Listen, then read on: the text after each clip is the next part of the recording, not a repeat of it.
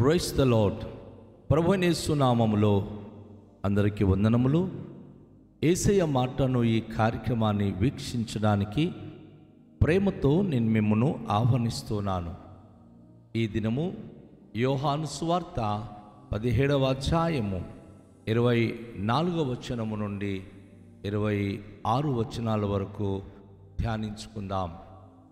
తండ్రి, నేనెక్కడ ఉందునో అక్కడ నీవు నాకు అనుగ్రహించిన వారును నాతో కూడా ఉండవలెననియు, నీవు నాకు అనుగ్రహించిన నా మహిమను వారు చూడవలెననియు కోరుచున్నాను.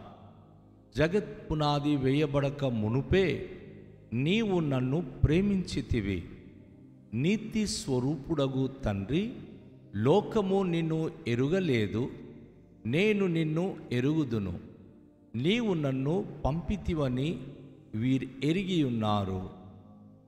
నీవు నా యందు ఉంచిన ప్రేమ వారి యందు ఉండునట్లును, నేను వారి యందు ఉండునట్లును వారికి నీ నామమును తెలియజేసేదెని, ఇంకను తెలియచేసేదనని చెప్పెను. ప్రియదేవునికి బిడలారా, యేసు ప్రభువారు తన ప్రార్థన ఆఖరిలో ఒక అద్భుతమైన మనకు నిరీక్షణ కలిగించే వాగ్దానము ఈ ప్రార్థనలో ఆయన వినియోగించి ఉన్నారు. సాధారణంగా యేసు ప్రభును నమ్మిన వారి జీవితాల్లో ఏదో మేలు కొరకే యేసును నమ్ముతున్నారు అని అపోహల కలిగి జీవిస్తున్నారు ప్రజలు. యేసును నమ్మిన ప్రజలు ప్రభువును నమ్మితే రోగాలు బాగైపోతుందని, యేసును నమ్మితే అనేక విషయాలలో మరి జీవితాలు బాగుపడుతుందని, ఈ భౌతికమైన ఈ లోకము కొరకే చాలామంది ప్రభు దగ్గరికి వస్తున్నారు. కానీ ఇక్కడ యేసు ప్రభు వారి యొక్క ప్రార్థనలో ఒక అమూల్యమైన మాటను ప్రభువారు ప్రార్థించి ఉన్నారు. యేసు ప్రభువారు వచ్చింది పరలోకము నుండి ఈ భూలోకానికి. యోబు మహాభక్తుడు అంటాడు, మనమందరము పాపము చేసిన వారము కనుక పాప సహితులలో నుండి పాపరహితుడు పుట్టగలిగిన ఎంత మేలు! అసలు పరమునకు ఎక్కిపోయగలిగిన వారు ఎవరు, మమ్మను కొనిపోగలిగిన వారు ఎవరు అని యోబు భక్తుడే గాని, సొలొమోను మహారాజు గాని జ్ఞానాభ్యాసము కలిగిన వారు ప్రశ్నించారు. ఆ ప్రశ్నలకు దిట్టైన సమాధానం ఈ ప్రార్థనలో యేసు ప్రభువారు మనకు ఆయన బయలుపరుస్తున్నాడు. తండ్రి, నేనెక్కడ ఉందునో అక్కడ నీవు నాకు అనుగ్రహించిన వారును నాతో కూడా ఉండవలెనని, నీవు నాకు అనుగ్రహించిన నా మహిమను వారు చూడవలెనని కోరుచున్నాను. జగత్ పునాది వేయబడక మునిపే నీవు నన్ను ప్రేమించితివి. అవును, యేసు ప్రభు యొక్క ప్రార్థనలో భూమిని, ఈ లోకమును, ఈ సమస్తమును పుట్టించక ముందే యేసు ప్రభువారు తండ్రి చేత ప్రేమించబడిన వారు, తండ్రి యొద్ద ఉన్నవాడు, తండ్రి కుమార పరిశుద్ధాత్మ దేవుడు ఏకమై ఉన్నవారు. అప్పుడు తనకు ఏ మహిమ ఉండేదో ఆ దైవిక మహిమ తినొద్దన్న ఫలము తిని ఆజ్ఞాతిక్రమించి పాపముతో పడిపోయిన మానవ జాతికి పరిశుద్ధులుగా మార్చి, ఏ దేవుని ప్రసన్నత చూడలేక ఈ భూలోకములు పాపముతో భయంకరమైన జీవితము జీవిస్తున్నారు. యేసు ప్రభువారు అక్కడి నుండి ఇక్కడికి వచ్చి తన్నిన దేవుని ప్రేమను ఆయన కనుపర్చి,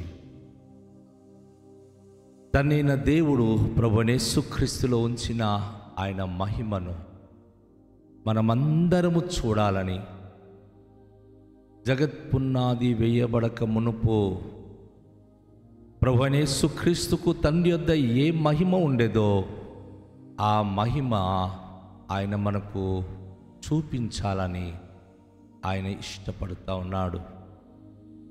అపోస్తుడైన పౌలు యేసు ప్రభువారు ఆయన శరీరాకారములో మానవుడుగా పుట్టక మునుపు ఆయన దేవునితో ఉండుట విడిచిపెట్టకూడని భాగ్యమని ఎంచుకొనలేదు గాని దాసుని స్వరూపము ధరించుకొని తన్ను తాను రిక్తునిగా చేసుకున్నాడని యేసయ్య ఈ లోకానికి వచ్చిన ఆగమనం గురించి తను పుట్టుక గురించి రాస్తాడు. ప్రవక్త యెషయా అయితే దేవుని మహిమగల దర్శనము చూచి, అయ్యో అపవిత్రమైన పెదవులు గలవాడను, అపవిత్రమైన జనాంగం మధ్య నివసించువాడను, దేవుని కళ్ళారా చూచి ఉన్నాను, నేను చచ్చేదనని చెప్పి నేను చావాల్సిన వాడినని భయపడ్డాడు. ఎందుకంటే మోసెతో ప్రభు అంటాడు, ఏ నరుడు దేవుని చూచి బ్రతికి ఉండలేదని.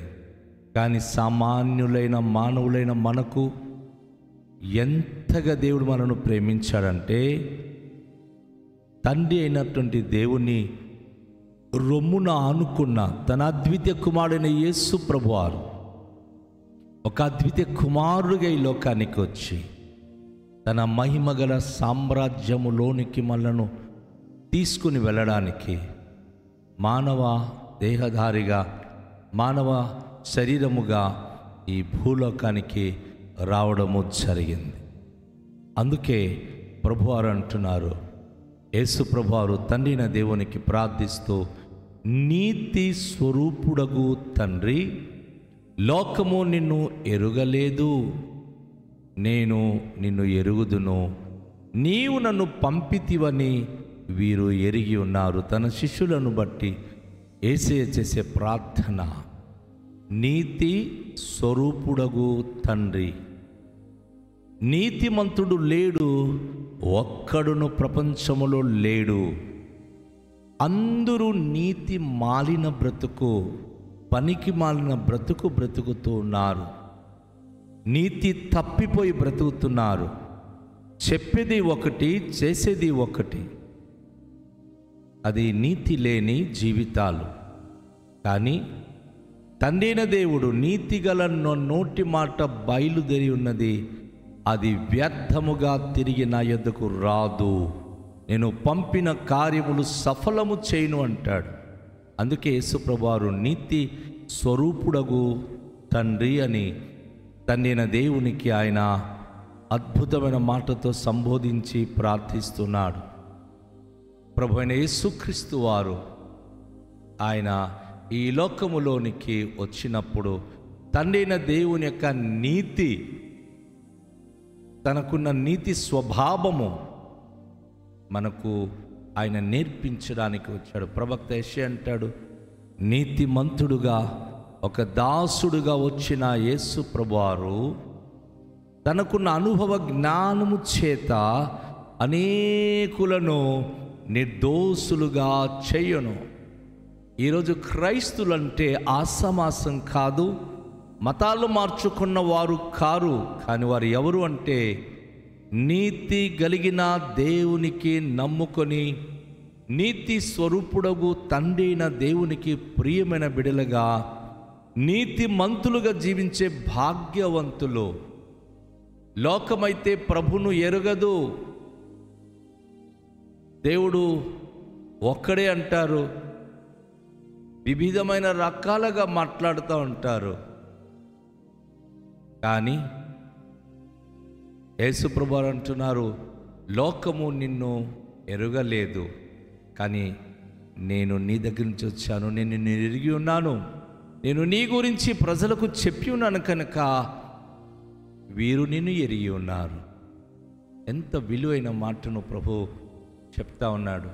అవునండి, మన ప్రభువైన యేసుక్రీస్తు వారు తన మహిమగల పరలోక రాజ్యం నుండి ఈ భూలోకానికి నీతి తప్పిపోయి జీవిస్తున్న మానవ జాతిని ఉద్ధరించి ప్రతి ఒక్కరిని నీతిమంతులుగా తీర్చడానికి వచ్చాడు. ఒక వ్యక్తి నీతిమంతుడిగా జీవించడానికి ఎంత పెట్టుబడి పెట్టినా ఆయనకి ఆ నీతి గల జీవితము రాదు. ప్రభు అయిన యేసును అంగీకరించి తను చేసిన పాపములన్నీ ప్రభు అయిన యేసుక్రీస్తు ఎదుట ఒప్పుకోవాలి. ఒక మనిషి నీతిమంతుడుగా తీర్చబడ్డానికి తన గుండెల్లో ఎలాంటి పాపము దాచకుండా ప్రభుకు ఒప్పుకోవాలి. చాలామంది ప్రభును ఎరుగని ప్రజలు క్రైస్తువులు చేసే ప్రార్థనకు ఎగతడి చేస్తూ ఉంటారు. వీరు ఎంత పాపులో కానీ ప్రతిరోజు నేను పాపిని పాపిని పాపిని అని ప్రార్థన చేసి ఏడుస్తూ ఉంటారు అంటారు కదా. ఎస్, మనము చేసిన ప్రతి పాపములు ఆయన ఎదుట ఒప్పుకుంటేనే ఆయన మన పాపములన్నీ క్షమిస్తాడు. యోహాను భక్తుడు తన మొదటి పత్రికలో ఈ మాట రాస్తాడు. ఆయన మన పాపములు మనము ఒప్పుకుని నెడలా నీతిమంతుడైన మన ప్రభు అయిన యేసుక్రీస్తు తను అనేక పాపము నుండి మనను తన అమూల్య రక్తముతో కడిగి నీతిమంతులుగా పరిశుద్ధులుగా చేయునని.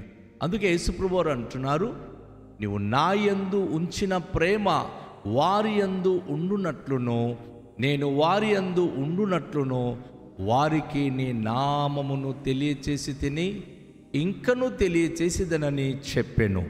నా సోదరి, నా సహోదరుడా, ప్రపంచంలో మరి ఏ పేరిట మనకు రక్షణ కలగదు, పాప క్షమాపణ కలగదు, యేసు నామములోనే. అందుకే నేను నీ నామమును నాకు ఇచ్చిన నామము వారికి ఇచ్చున్నాను.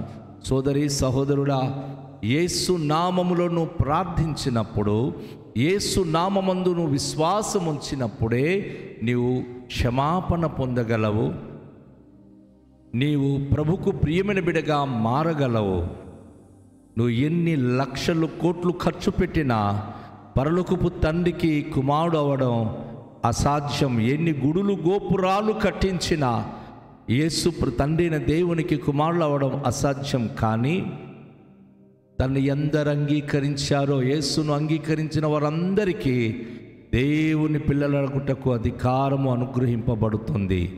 ఆయన నామమును ధరించి ఉన్నావా?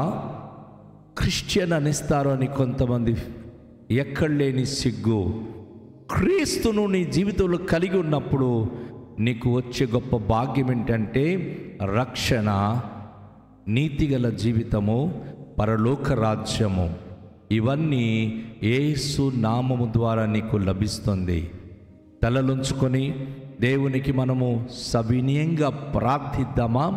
పరలోకం నుండి మన కొరకు వచ్చి భూలోకంలో మన జీవితాన్ని పాపపు స్థితి నుంచి పరిశుద్ధంగా మార్చి తను ఉండి రాజ్యానికి మనను తీసుకొని వెళ్ళడానికి ఇంతటి గొప్ప అద్భుతమైన త్యాగము చేసిన ప్రభువుకు కృతజ్ఞతలు చెల్లిస్తూ ప్రార్థన చేద్దాం. తండ్రి, మీకు వందనాలు. పరలోకం నుంచి మా కొరకు ఈ భూలోకానికి మీరు ఇచ్చిన మా ప్రభువైన యేసుక్రీస్తు